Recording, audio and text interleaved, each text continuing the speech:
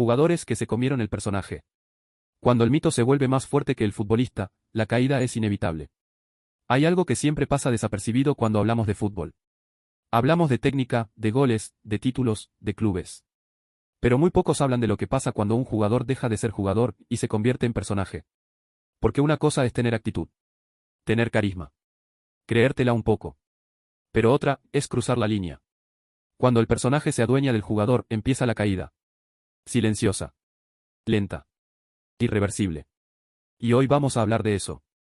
De los jugadores que tenían todo para ser grandes, pero que terminaron siendo víctimas de su propia película. Jugadores que se enamoraron tanto de su fama, que se olvidaron de jugar. Ricardo Centurión. Vamos a arrancar con uno de los casos más tristes, pero también más simbólicos, Ricky Centurión. Centu era distinto. En serio. Tenía potrero en la sangre. Velocidad de vértigo. Gambeta de videojuego.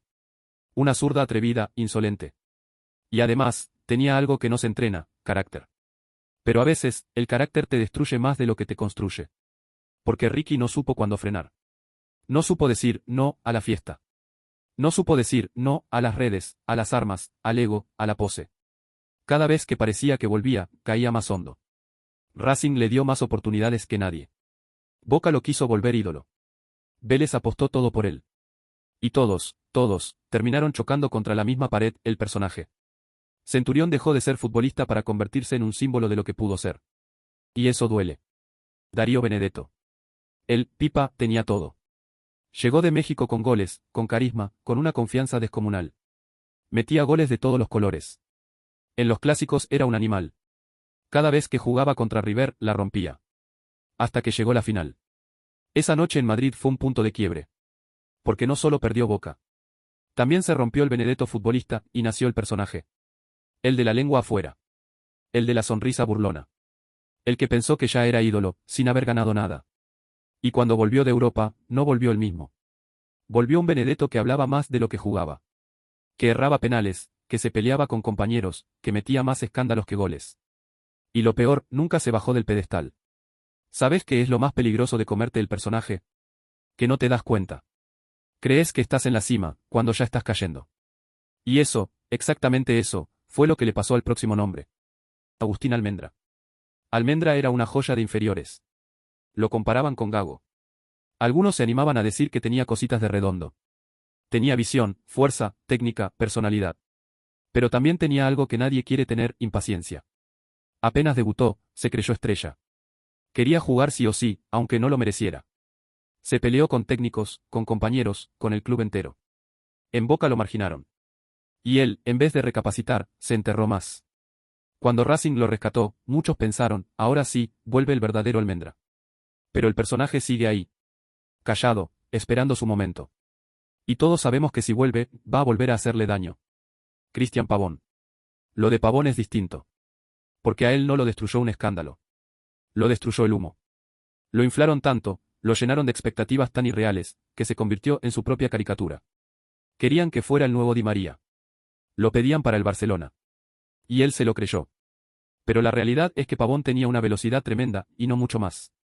Cuando lo marcaban bien, desaparecía. Cuando tenía que pensar, se perdía. Y tras el Mundial 2018, su carrera se apagó como una bengala en medio del viento. Hoy juega sin que nadie lo mire. Porque cuando el personaje deja de interesar, ni el jugador puede salvarse. Pero si hablamos de personajes oscuros, turbios, que no solo arruinaron su carrera, sino que dejaron una mancha, una herida, hay un nombre que no podemos esquivar. Sebastián Villa. Villa era eléctrico. Una pesadilla para los defensores. En sus buenos días, parecía imparable. Pero afuera de la cancha, era un desastre. Denuncias por violencia de género, peleas internas, actitudes reprochables. Y mientras todo eso pasaba, él seguía como si nada. Subía vídeos, bailaba, posaba con autos, se reía. Villa se construyó un personaje tan soberbio, tan negador, tan alejado de la realidad, que terminó siendo exiliado del fútbol argentino. Y lo más fuerte de todo, nunca mostró arrepentimiento. Porque el personaje no siente culpa. Bonus track, Chiquito Romero. Este caso es distinto. Porque Romero sí logró cosas grandes. Fue héroe nacional en 2014. Se metió en la historia. Pero después, vivió de eso. No atajaba en clubes. No tenía continuidad. Pero cada vez que hablaban de él, sonaba la misma frase, hoy te convertís en héroe. Vivió años de eso. de una frase. Hasta que volvió a Boca. Y sí, empezó a atajar. Pero el personaje ya estaba instalado. El héroe eterno. El que vive del recuerdo. Y en el fútbol, el que vive del recuerdo, está más cerca del retiro que del podio. ¿Sabes cuál es el verdadero enemigo del futbolista? No es la crítica. No es el VAR. No es la prensa. Es el personaje. Ese personaje que te dice que ya sos un ídolo. Que te aplaude aunque juegues mal. Que te convence de que no necesitas entrenar, ni escuchar, ni crecer. Y cuando le crees, perdiste.